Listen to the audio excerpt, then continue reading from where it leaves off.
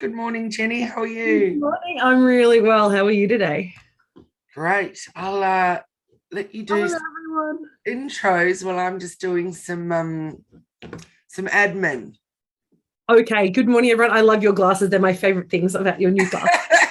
Before we start the intros, hello, everyone who's joining us on Zoom today, and who'll be joining us on Facebook. I'm Jenny Walk from Elephant in the Room Consulting, and this is my digital BFF, Carly Mowbray Allen from Hello Media, and we're here for bite-sized conversations, which I'm so excited. It is my favorite day of the week.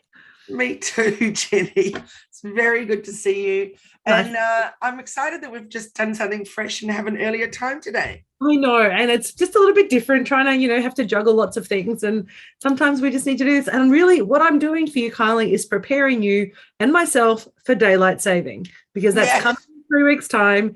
And that will be 8:15 for me going forward. So we're just doing a little bit of warm up. That's all. No, I think it's great. And I've got lots going on behind the scenes myself. So it was totally cool to do this. I just have to say, your hair is fabulous today. Have you had it done again? Because it looks fabulous. So we got out of lockdown on the weekend, and my life couldn't really get out of lockdown because my husband's wheelchair is broken. Oh, no. There's no sign of it being fixed anytime soon. The technician in our area has left the area, and You should laugh, but gosh almighty. oh, I know, parts have to get ordered from the States. It's just a debacle. So he's stuck in bed while that's going on. So anyway, I thought, oh, bummer. But then I thought I've still got to do a bit of self-care. So one day I went off and got a massage, and the other day I went off, not actually with the intention of a haircut. I'm in a hairdo. I was off to get a pedicure. And next minute I was getting a wash and blow wave. I love it. Well, it And looks I have made it last, Jenny. It's on I'm impressed how well you've made. Mine lasts like a day, and then the next day it's kind of even if I put dry shampoo in, it does not look that good. So, yeah. So I thought, can I get through the week with it? That would be very exciting. Well, So, it definitely has. It's actually looking fabulous. I do love straight hair, I have to be honest, but we always want the opposite of what we've got, really, don't we?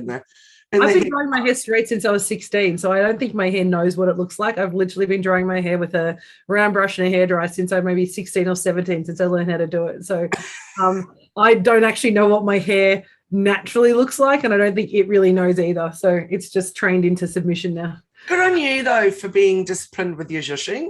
I'm just more of a scrunch and go. And well, it's about efficiency, right? I've got it down, and I joked with people, it takes me 7 minutes to dry my hair straight. So, and with a round brush, like it doesn't take me, like I used to take me hours, but now I know exactly how to do it. It takes 7 minutes and I'm in and out. So I can plan my morning around, getting ready in 10 minutes and I'm done. So I kind of love that little bit because it just gives me that. It doesn't matter how bad I'm feeling, I can dry my hair and feel amazing. And today I'm putting it up just because I felt like I'd do something different.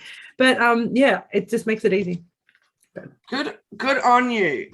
So today we're talking about sorry. We're talking about the value of marketing today, which I'm really excited about. So am I, Jenny, and I'm going to start off with asking you a few questions. Oh, okay. I have some for you too. We're going to make it about me for a moment because what a poignant topic we're looking at today, my word.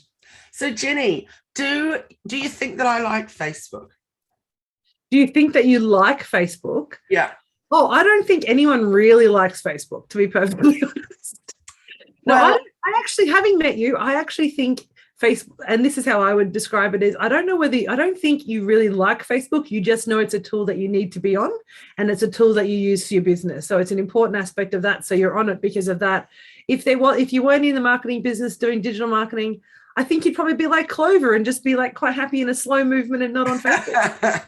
Well, actually, the opposite is true. I love Facebook. And whenever I'm running a Facebook course or talking with people about Facebook that are super, super negative, I'm like, actually, Facebook is amazing. So I got onto Facebook when it first came into, I've got to press go live. Thank you. Honey just gave me a little reminder. So whoa, hang on. I've just done the wrong button. And for those who are joining us today, if you have any questions about about marketing on Facebook or on Zoom, make sure you pop it in the chat. Even the Facebook chat, we've got an amazing team who lets us know if you have any questions in the Facebook chat, as well as we do on the Zoom call. So, Jenny, our topic of the day is the value of marketing. And it's a very, very poignant topic because some stuff has gone down. So I want to start by saying I'm the first one to put my hand up and say, I love Facebook, and these are all the reasons why. And when I'm talking with people and teaching Facebook and how to, businesses can use it better for their business, but also for people on a personal level, I always give the example or the story of how I began with Facebook. So 14 years ago, Facebook was pretty new in Australia. Very, very few people were on it. And that was exactly when my husband broke his neck. It was April 14 years ago. And I had to move up to Brisbane with our 4-year-old daughter because he was going to be a year in hospital. And we started our very new, interesting life. And it was very interesting before that. It was just interesting in a completely different way. Definitely. What I found incredibly difficult after all day, every day at the hospital, 7 days a week, was that in the evenings, so our daughter would have dinner with her dad, hang out for a little bit, and then we would leave and I'd come home and, bath and put her to bed. Then I found myself in a very difficult predicament because I needed a little bit of de-stress time. I needed a little bit of share with a girlfriend or someone.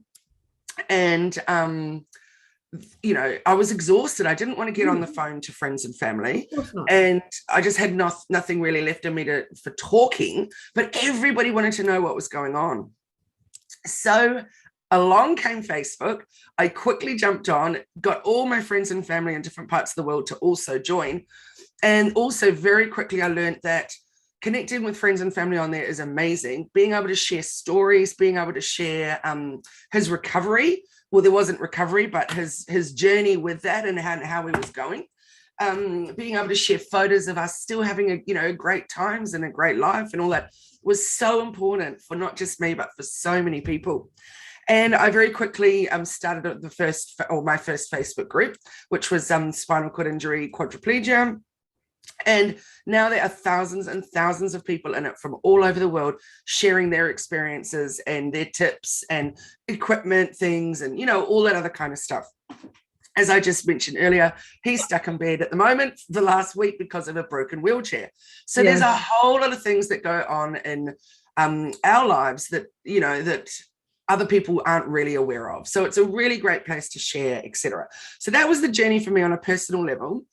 And a couple of years later, I realized, I started my first, not my first business, but that business. Then I realized what a wonderful tool it was going to be. And I was there in the heyday of business Facebook. We were able to grow our accounts really well. If somebody followed you, they actually saw all your posts. Like there was before Facebook ads. It was just amazing. Yeah. Instagram came along, embraced that. So it's been quite a journey. So while others have a love-hate relationship with Facebook, I have a love-love. Also, that I run a not-for-profit organization with my husband.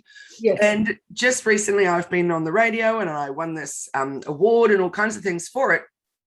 And whenever anyone asks me how I do it, and particularly when I was being interviewed on the ABC, and I said, the thing is, it's so easy to run one of these kind of not-for-profits because we run the whole thing through a Facebook group. We have over 400 volunteers in there, blah, blah, blah. People private message me when they need help, and then out it goes. So when I was banned from Facebook last night, and I appealed the decision, and they've come back to me this morning with, no, that's final. You're banned from Facebook? Yeah. And so our topic, value of marketing, even though we can talk about other aspects of marketing, digital marketing, and particularly Facebook. And you know what? I just had a discovery call with someone yesterday who said, no, for my business, I'm B2B. I'm not going to use Facebook. I'm just sticking with LinkedIn. And I said, the thing about Facebook, though, is that even if you're not using if you're a big corporate company, et cetera, CEO, whatever, you may not think that you need to use Facebook for your company, but you're on there personally. So you're still on it. So you've still got amazing ways to connect with other people in a B2B space. So I was really, really selling it. LinkedIn and Facebook are so merged now. The people, there's people on both, and articles on LinkedIn and the conversational LinkedIn blends over, as you said, into Facebook now anyway. So even if you're talking personal or business, you're doing it both. The platforms are no longer don't have the same distinction and demarcation that they used to have, I don't believe. And I know there's that kind of push about moving to LinkedIn Learning and LinkedIn blogs and other things like that to create almost a greater opportunity to share your message in long form. But you still want to share it on Facebook because people find you on Facebook and then investigate you on LinkedIn, or vice versa. That's right. That's so right. But also, you never know who you're going to meet in a cooking group on Facebook. No, that's right. Yeah. You never know who you're going to meet in a parenting group on Facebook. And so you're actually not on Facebook today? Not at all. And it doesn't look like I will ever have that account back. So I've had a very interesting morning and a very interesting evening. And I'm not too concerned about any of the business stuff because my team can all access all of our accounts and all of that. But for me, it's my spinal cord injury Facebook group that I run. It's been going for 14 years. It's my not-for-profit group that I run, where we feed people in need. There's so many other parts of Facebook that are so important to me. And I just feel like of all the people... Can you not access any of those groups now? No, I literally am banned from Facebook. I can't even set up another Facebook account. Yeah, but so no one else can, all those groups, what happens to those groups? Well, I just have to go through the incredibly long and laborious process of getting in touch with someone who's in it and saying, can you please put this message out for me, et cetera, et cetera. Oh my gosh. Yeah. So insane, isn't it? It's very interesting. And I know why it's happened. Well, I'm 99% sure why it's happened. And I thought, what a great time to be able to talk about this topic. I'd love to know what that is. Why has it happened? Because I have knowingly, I knew right at the very beginning when I did it, gone against their community standards. And that is given my team access to my personal account. Which thousands and thousands and thousands and thousands of us do when we have VAs and content managers and all other kinds of people in our business, because that's what we do. And sure enough, I had a warning about a week ago. And so I said, okay, team. So, we had this other account that they can use for that. So I said, okay, team, let's stop with that. But I need to also say, I don't post about, topics that are highly inflammatory. I don't do anything other than teach people how to use it better. And, really, I'm just blown away. But the most frustrating thing is there's no appeal process for me now. And also, they've said that I can download my content, but both on desktop and on phone, I'm absolutely unable to. So, how can you download your content then? It just comes up as a thing when you get banned that you can save a file of your content. So 14 years of content. But Jenny, so many people I know, and I do this too, have put photos up, particularly when our kids were little. Yeah. And that's the only place that those photos are. And one of my those photos? At this point, no. One of my favorite things about Facebook is Facebook memories. And every morning, the first thing I do is get a little screenshot of that memory that comes up and send it to my husband and daughter, because generally it's a cute photo of her when she was 6 or... I'm speechless today. I think the topic is no longer the value of marketing. The topic actually today is about the fact that how do they make these decisions?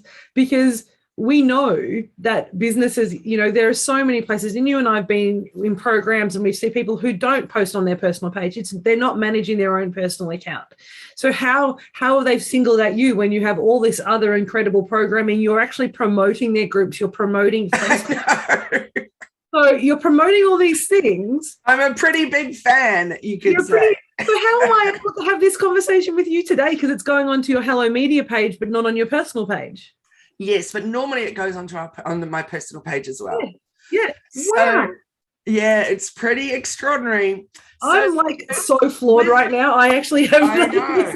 So I'm warning to you all with people that have other people that access your accounts on just logging into your personal. Obviously, if it's someone's an admin on your business page, this is completely irrelevant. It's about giving your password to your team so that they can access your account. And as I said, what are they doing in audit at the moment? So what are they going around and just checking everyone to see where people are logging into their personal account? I presume it's just AI just scanning along, and then I just happen to be picked from random, or I don't know, but very, very, very, very disappointing and frustrating. And funny enough, I ran an email marketing masterclass on Wednesday, and I was reminding everybody, you don't own your socials. So you don't own your anything other than your email database. Yeah. Yes, you own your website, but really only if you've coded it to yourself. Otherwise, realistically, it's all out there owned by other people. So the importance of growing your email database, the importance of making sure that you've got other alternative ways to contact people. And I always say that to people, and yet sure enough, it has happened. So how does this impact with Instagram? So Instagram is still okay? I just posted on Instagram today, yes, indeed, in my stories. And I said, who has this happened to? Because I'm trying to be pretty chill about it and go, you know what? Maybe it's just time for a little Facebook break. But the truth is, there's those other things like my not-for-profits and stuff that I run. Mm. So I think what I wanted to talk about in terms of the value of marketing and this particular issue that's just happened, excuse me, sucking away on my lozenge I started losing my voice last night, and I thought, I hope it's back by the morning. It's not good, is it, when you talk for a living? But so in terms of the value of marketing is, are we putting all our eggs in one basket? Or are we really spreading our wings and finding the right avenues for us? And even if you think, actually, Facebook's the only one for me, or like the woman yesterday, LinkedIn's the only one for me. What happens when you get shut down or the whole platform disappears or whatever? What are you going to do? So making sure that you're looking at all your options for marketing and finding ways that you can reach your desired audience or dream clients or whatever it is that you want to in more ways than just one. But it's also remembering that marketing is not just about digital marketing. And if you take back to what marketing's about that is brand awareness. It's getting people to know you exist and your product exists. So I always ask the question, why do you only want to tell one group of people about who you are? Why do you not want to tell them on every possible platform, every possible way that you can? Because that's what brand awareness is. That's what success looks like from a marketing perspective, is everybody knows your name. And unless you're talking to everybody in every location that they're at for your client pool, then you're not going to actually have that full brand awareness that you're looking for. I mean, imagine if one of the biggest brands that we know, let's pick a shoe brand. I love Nike. My partner loves Yeezy. So imagine if they only promoted on Instagram, so no one else knew about them unless they were on Instagram. It's going to be a niche product. It'll be really cool for a while, but eventually the people are going to say, well, I'm not on Instagram, so I don't know that exists. And there's going to be a cap on that sale. So as soon as they go into another platform, it would blow up again. But we can't, that idea of only being on a single platform is actually saying, I only want to tell this group of people about who I am and don't care about anyone else. And it's a really limiting way to look at marketing for your business. Absolutely. So looking at all the options of how can people reach you. So for example, putting a postcard in to your package as you send it out, if you're an e-commerce business, and making sure that you're telling people follow me or tag me or give them a discount code, etc. So that's a physical thing that they can hold. Maybe printing magnets, maybe coming up with all kinds of different awesome little giveaways that you can do. I've got a client that's just made these awesome silk drawstring bags for her period underwear. That's her product, that you can store them in your knicker drawer. And, she can sell it or have it as a little giveaway, but it's well branded. So all of that is marketing. It's ways of getting your name and your brand out there, be seen without it necessarily being online. So you did right. Thinking of it as a whole is super important. I want to give you this great example of a situation. Yeah. So probably 6 months-ish ago, a business opened up in our main street here in Bangalore. I'm not going to name names, but they are a pizza restaurant. There was a lot of excitement because they covered all the windows as they were, getting prepared with brown paper, and you didn't know what was going on behind the scenes. Of course, we all knew a pizza oven was going in and all these things. It was all, a little bit of buzz around the town for something new. And as time grew closer, the Instagram account was just growing and growing as they were talking about, building it. It's apparently, I say apparently, it's an influencer that owns the business. Okay. So anyway, there was all this stuff going on around it, but very much mysterious. So then they opened, and you can't really see in properly. They've set it up like an old school Italian restaurant in a way, with lace curtains and, all that kind of thing. On the windows at the front, there's no phone number. There's no opening hours. There's no nothing like that. That seems very odd. Yes. If you want to book, you have to do it through a link on their Instagram bio. And then there's still no one that you can call. If you can't get a time, so they're open, for quite a few hours in the evening. If you can't get a time, you can go on a wait list, and then they will get in touch with you via Instagram or email to let you know that your spot's available and you can rush up and do it. That sounds too much hard work. That sounds like a lot of hard work to have dinner. I'm just saying, like, really? Is that good? Needless to say, I haven't been. But what I thought was really interesting is they're really relying on that one platform to get known, to create that, that buzz. That buzz around it, be that super cool kind of, well, their version of super cool, et cetera, et cetera. And it's really fascinating. And I've heard a few people talk about them, but not that many, surprisingly. But I've heard more people complain about them. And yes, apparently the food's good, but the frustration, they're like, at the end of the day, we're Bangalore, we're a tiny village. Like, when people just want to drop in and go and have dinner. They don't want to have to go through that rigmarole to work out whether they're in or not. It's just get a pizza. Yeah. It's like they've opened a speakeasy pizza joint, and they only want certain people in there if they, if you have the right code and the right shoes on. But like, that is exactly right. And so that's okay. Instagram. But as a business coach, and I would be looking, going, do you not want to make money, or is it like because you're reliant, particularly on volume, because you want to go, okay, how many covers do we want a night? How many do we want to make a night? Our goal is to make that.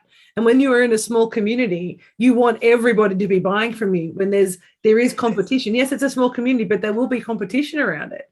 And so if you're making it difficult for people to find you and connect with you, and it's a really great wheel, because a lot of people don't even think about that those actions about not providing a phone number and having to go through that process is actually part of their marketing process. People think that's separate from marketing. And this is what I love about marketing when we have conversations about marketing, is it's not just about the pretty posts and the advertising that you do. It's everything that goes on from the time you decide you're going to sell something to the time that someone buys, and then after that as well. All that activity is part of the marketing process, but we just kind of think it's separate. And that's what I find a lot of the challenge. Oh, we'll work about the pricing later. I'll work about the process later. It doesn't matter. We've got a great product and I'll put an ad out. That's only like 5% of the actual process, isn't it? Absolutely. And like what happened with me as of last night, what happens if their Instagram account gets banned or hacked, which happens all the time? Yes, absolutely. And then they can't even get bookings that evening. It's done. Yeah, so crazy. Very interesting. Very interesting. So when we're thinking about marketing, and we talk about digital marketing a lot, obviously, because it's the business that you're in, and I look at marketing as the whole process in terms of, because as the process bunny, how are you doing it and what does that look like and what's your pricing strategy and all those other things that goes into marketing. But if we think about marketing today, how has it changed over the last sort of 20 years, do you think, other than the digital, obviously the explosion of digital marketing opportunities, but how has it changed? Or has it changed at all? Or are we still doing the same things, just differently? Yeah, it's an interesting one, because I've been in this industry long before, all of that existed. In fact, my first job when I was in England, we got email. It was a really, really, really big deal. It was very exciting. Dial up. Oh my goodness, I could email my dad in New Zealand rather than we would send faxes to each other. So I'd get in the morning and it would be waiting for me when I got into work. And then I'd send him one when I left work and it would be waiting for him when he got into work, for example. But the sad thing about faxes is that they would fade. And then, I can't read my dad's faxes anymore. So it's really interesting how quickly that has all changed. And that was when I was 21 and I'm 48 now. So it's not a very long time that our communication or way of communicating has changed so massively. So when I was in Sydney, I worked for the Australian Women's Weekly. for ACP. And one full color ad back then was $60,000. So when we look at marketing and how that's changed, that to me is just the best example to give you, because now you can spend $60 on a Facebook ad or $60 on on some Google AdWords, as opposed to 60,000, and you can absolutely track who, and this is to me the biggest change, Jenny, is that the tracking of who sees you, when they see you, how they've interacted with your ad, how long they spend on each page on your website, what it is they do, who they are, what their interests are, what their their demographic, their age group, their sex, all of that kind of stuff. Whereas before, you'd put that ad in the Women's Weekly, unless you had a little coupon in the corner that said, cut me out and take me into the shop and get you $5 off your perfume, which nobody did when they're spending that kind of money. Pretty much back then, it was very much about brand awareness. Yes. Today, it's definitely about brand awareness, but you've got so many more opportunities for what do you want to achieve with this marketing. And I love that. So to me, it's that kind of spray and pray model that we used to do of, we'll get this big ad, we'll get the billboard, and they'll tell us how many people drove past it, and we'll assume that means everybody looked at it. And so it's that kind of it's the longbow metrics of looking at, well, 2,000 people saw it, so therefore they must have read it, they must have understood it, and they're now, but it's actually not what it's about. Whereas now we have that metrics ability to actually see ROI. And I think that to me is one of the biggest changes. And, we love a bit of data at our end too. And so being able to say, well, what am I getting out of it? What's the value? And where are those sales coming from? And I think one of the biggest changes for me is that understanding that marketing is no longer just brand awareness, it's actually sales. It's integral to the sales process. And it's not, yes, you have sales managers and you have marketing managers, but their role is so interlinked because it's the marketing guys that actually get the sales in the door. It's not the sales manager anymore. It's actually about who knows you, how you've told them, how are we connecting with it. And I think that's one of the biggest changes that I've seen recently. Yes, I used to be the marketing manager for this water sports company. So they were the distributors for some really big brands in Australia here. So for Maris from Italy, for Daycor from the States, and, a whole bunch of other stuff. They also had their own brand in terms of snorkel and mask and fins. And, they did wetsuits. Like, it was a massive, massive organization, company. And I was their marketing manager. So basically what that role involved back then was...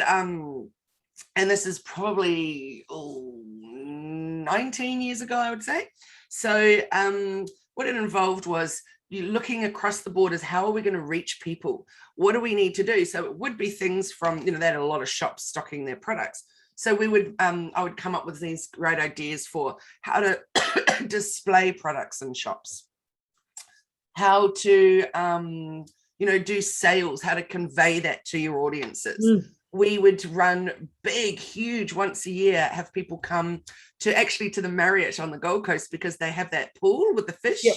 And so that people could, the suppliers and stuff could, their stockists could try out the dive equipment as it came in new from the Italy and that kind of thing. That was pretty amazing. But you can imagine the expense involved in that. It was a massive conference and they would pay for the whole thing. And people would come from all over the country. There would also be just our little advertising things. Where are we going to advertise? Which magazines, TV, radio, et cetera, et cetera. So deciding, here's your budget. Where are we going to go with that? Whereas marketing today, you can decide for this year, your marketing budget is zero. And what am I going to do with my zero budget? Loads. I can do organic marketing. I can go and get busy in Facebook groups. I could go and post on LinkedIn every day. I can create all my own graphics and put it out there. You can literally run your whole business on a zero marketing budget. Well, it's still your time. It's phenomenal, isn't it? That thought is phenomenal. Absolutely phenomenal. Whereas my marketing budget for that company was ginormous, absolutely ginormous. And I had to put in and show them at the beginning of each financial year the reason why I needed more money for the next year and where I was going to spend it. And it was very, very, very much data driven and quite inflexible. Unless if I had decided that at the beginning of the whole year, then that's what we were going to do. So these days, we can change it up on a daily basis. We can go, wow, that style of post is just not really resonating with my audience. I'm going to mix that up and I'm going to change it. Or actually, I'm going to stop my zero budget. I'm going to go with $30 and I'm going to put out my new course and I'm going to put $30 on it and see how it goes. So yeah, it's quite extraordinary. Those changes are absolutely massive, but also giving us so much more flexibility, giving us so much more flow, giving us so much more opportunity to truly reach our audience that we really, really want to be connecting with.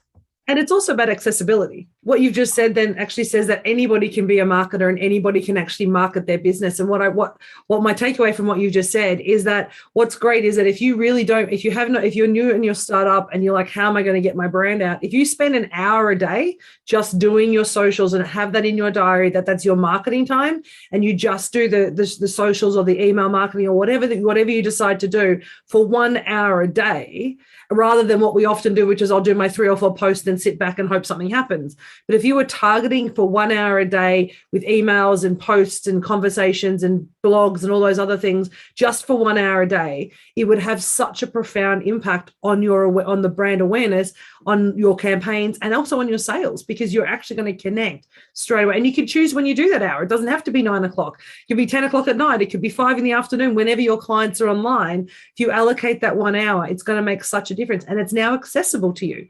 And the how-to guides that you get on Facebook, which is now dead to you, but on Facebook and others that, that have the how-to guides that show you how to maximize that marketing opportunity. That's what I also think is amazing. Information is accessible to people now on how to do it. So if they want to spend the time and they don't want to have the budget, or they don't have the budget yet, you can actually still market get really good at marketing, because there's so many opportunities to learn how to. Absolutely. So Jenny, notwithstanding your masterclasses. Yeah. So we specialize in organic marketing. And so I would say on average per year, we spend anywhere between $30 and $90 on Facebook ads per year. Wow. Isn't that crazy? So only when we're having a play around with something, and actually some years there's been up to $300. So I'm not saying that it's wrong, because you can most definitely do organic and paid, working together. But the main thing for me is when people come to me and say, my ads aren't working, and I'm like, okay, let's rewind a moment. What are you doing with your organic? And they're like, I don't post because I do ads. So actually, that's not helping your SEO at all. It's not helping you be found when people are Googling looking for something to do with your business, or that you provide, the way that you help people. So really, really important to nail that organic first, which literally means no budget. But you're right about spending that time each day. So there's a lot of people that don't want to do the marketing for their business, and that's totally fine. But at least make sure that you do, say, for example, 3 posts a week, schedule at the beginning of the week, and then off it goes. At least you've got a presence if people are trying to find you. But for those of you that really, really, really want to understand how it all works and get yourself out there and find those new customers, etc., then an hour a day is a great way to go. And of course your masterclasses, which teach people how to do that from email marketing and Instagram and Facebook and all the different platforms to show how you can maximize that and use those and build content that's engaging. So that's really exciting. So I realize what time it is now. So we probably should say wrap up, because I think we could probably talk about marketing all day.